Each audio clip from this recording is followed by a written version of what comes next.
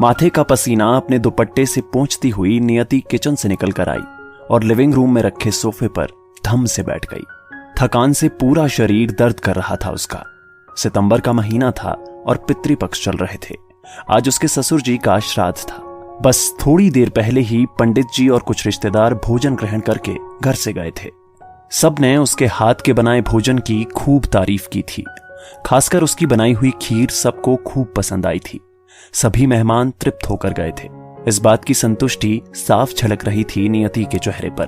कहते हैं यदि पितृ श्राद्ध में भोजन करने वाले लोग तृप्त होकर जाएं, तो समझ लीजिए आपके पितृ भी तृप्त हो गए। चलो जरा खीर चखी जाए, मैं भी तो देखूं कैसी बनी है खीर, जो सब इतनी तारीफ कर रहे थे। बुदबुदाते हुए नियति एक कटोरी में थोड़ी सी खीर लिए वापस लिविंग रूम में आ गई। ड्राई फ्रूट से भरी हुई खीर वाकई बहुत स्वादिष्ट बनी थी। वैसे नियति को मीठा ज्यादा पसंद नहीं था। पति और बच्चे भी मीठे से ज्यादा चटपटे व्यंजन पसंद करते थे, तो घर में खीर कभी कभार ही बनती थी। पर एक व्यक्ति थे घर में जो खीर के दीवाने थे। वो थे नियति के ससुर, स्वर्गीय मणिशंकर जी। वे अक्सर अपनी पत्नी उमा से खीर बनाने को कहा करते थे और उमा जी भी खूब प्रेम से उनके लिए खीर बनाया करती थी। किंतु उमा जी के स्वर्गवास के बाद सब बदल गया। एक बार मणिशंकर जी ने नियति से कहा, बहू थोड़ी खीर बना दे, आज बहुत जी कर रहा है खीर खाने को। इतना सुनते ही नियति उन पर बरस पड़ी थी। क्या पिताजी, आपको पता है ना घर में आपके अलावा और कोई खीर नहीं खाता। अब मैं स्पेशली आपके लिए खीर नहीं बना सकती, और भी बहुत काम रहते हैं मुझे घर पर, और बुढ़ापे में इतना चटोरापन अच्छा नहीं। बहू से इस तरह के व्यवहार की कल्पना भी नहीं की थी मणिशंकर जी ने। दिल को बहुत ठेस पहुंची थी उनके। उस दिन वे अपनी स्वर्गवासी पत्नी को याद कर खूब रोए। बस उस दिन से उन्होंने नियति को कुछ भी कहना बंद कर दिया था। कभी कभी बहुत इच्छा होती थी उन्हें खीर खाने की, पर बहू के डर से उन्होंने अपनी इस इच्छा को भी दबा दिया। कुछ दिन बाद मणिशंकर जी भी इस संसार को छोड़कर चले गए, परंतु खीर खाने की उनकी इच्छा मन में ही रह गई।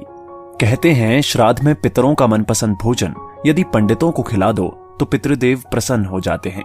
इसीलिए तो आज नियति ने खीर बनाई थी। चलो आज बाबूजी की आत्मा को भी तृप्ति मिल गई होगी, उनकी मनपसंद खीर जो बनाई थी आज।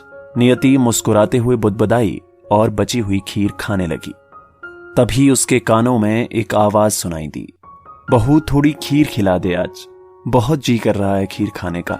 एक बार, दो बार, कई बार ये आवाज नियति के कानों में गूंजने लगी। ये उसके ससुर जी की आवाज थी। नियति थर थर कांपने लगी।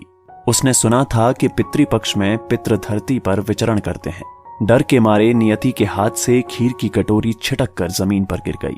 उसने अपने दोनों हाथ अपने कानों पर रख दिए। उसे अपने ससुर जी से किया हुआ दुर्व्यवहार याद आ गया। अनायास ही उसकी आंखों से पश्चाताप की अश्रुधारा फूट पड़ी। अब कमरे में एक अजीब सी शांति थी। सब कुछ एकदम शांत। अशांत था तो बस नियति का मन। वो अब जान गई थी कि जो तृप्ति आप एक मनुष्य को उसके जीते जी दे सकते हैं, वो तृप्ति आप उसके मरणोपरांत हजारों दान पुण्य या पूजा पाठ से कभी नहीं दे सकते। इसलिए बुजुर्गों की जीते जी सेवा मरणोपरांत श्राद्ध कर्म से बहुत बेहतर है। दोस्तों, आपकी इस वीडियो के बारे में क्या राय है नीचे कमेंट करके जरूर बताइएगा। और अगर आपको ये वीडियो पसंद आए तो इस वीडियो को लाइक करिएगा, शेयर करिएगा ज्यादा से ज्यादा लोगों तक। और ऐसे ही और भी इंस्पिरेशनल वीडियो के लिए सब्सक्राइब करें हमारे YouTube चैनल को और Facebook पर फॉलो करें हमारे पेज को। धन्यवाद।